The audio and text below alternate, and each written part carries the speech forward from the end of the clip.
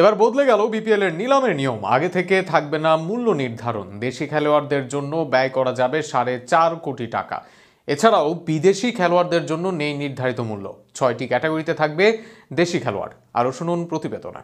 Bangladesh premier লিগের 2025-26 মৌসুমকে সামনে রেখে ঘোষণা করা হয়েছে বহুল প্রতীক্ষিত দেশি খেলোয়াড়দের নিলামের নিয়মাবলী। বিপিএল এর গভর্নিং কাউন্সিলের প্রকাশিত নির্দেশনায় জানানো হয়েছে, এবার নিলামে দেশি ক্রিকেটারদের ভাগ করা হয়েছে 6টি ভিন্ন ক্যাটাগরিতে, যেখানে সর্বোচ্চ মূল্যমান নির্ধারিত হয়েছে 50 লক্ষ টাকা। নির্ধারিত ক্যাটাগরি ও তাদের মূল্যমান অনুযায়ী এ ক্যাটাগরি 50 লক্ষ টাকা, বি ক্যাটাগরি 35 লক্ষ টাকা, সি ক্যাটাগরি 22 লক্ষ টাকা, ডি ক্যাটাগরি 18 লক্ষ টাকা, ই ক্যাটাগরি 14 লক্ষ টাকা, এফ ক্যাটাগরি 11 লক্ষ টাকা। নিলামে বিড বৃদ্ধির ধারা অনুযায়ী এ ক্যাটাগরির খেলোয়াড়দের প্রতি বিডে বৃদ্ধি পাবে 5 লক্ষ টাকা করে।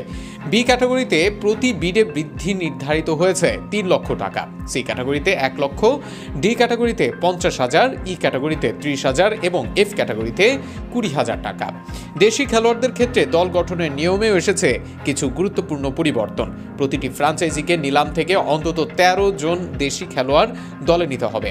এছাড়া নিলামের আগে সর্বাধিক 2 জন দেশি খেলোয়াড় ডিরেক্ট সাইনিংয়ের মাধ্যমে দলে ফেরানো যাবে। সব মিলিয়ে একটি দলে সর্বাধিক 16 জন দেশি ক্রিকেটার রাখার অনুমতি থাকবে। দেশি খেলোয়াড়দের জন্য প্রতিটি দলের বাজেট বা পার্টস নির্ধারণ করা হয়েছে 4.50 লক্ষ টাকা, যা শুধুমাত্র নিলামের জন্য প্রযোজ্য। ডিরেক্ট সাইনিংয়ের ব্যয় এই বাজেটের বাইরে গণ্য হবে। বিপিএল গভর্নিং কাউন্সিল জানিয়েছে, এই নতুন কাঠামোর লক্ষ্য হলো দেশি ক্রিকেটারদের বাজার মূল্যকে আরও স্বচ্ছ ও প্রতিযোগিতামূলক করা। পাশাপাশি নতুন খেলোয়াড়দের জন্য সমান সুযোগ তৈরি করবে এই সিস্টেম। সূত্র বলছে 17 তারিখ নয় বরং 21 তারিখ হতে পারে এবারের নিলাম।